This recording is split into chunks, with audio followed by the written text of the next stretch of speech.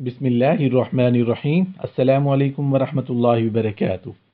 औरतों में हया की सिफत मर्दों से ज़्यादा है। देखा गया है कि मासूम लड़कियां और औरतें जो अपने घर से कदम बाहर निकालती हैं तो उनके दिलों में किसी गैर मर्द का दखल नहीं हुआ करता। आमतौर पर देखा ये गया है कि औरतें गैर महरम मर्दों की तरफ ऐसी बुरी नज़र से नहीं देखती जिस तरह मर्द बुरी नज़र से औरतों की तरफ देखते हैं। अल्लाह ताला की तरफ से औरत के अंदर फितरी हया रखी गई है। अक्सर व बेशतर जो औरतें नेक होती हैं, दीनदार होती हैं, उनकी निगाहें पाक होती हैं, वो मर्द की तरफ बुरी नज़र से नहीं देखती।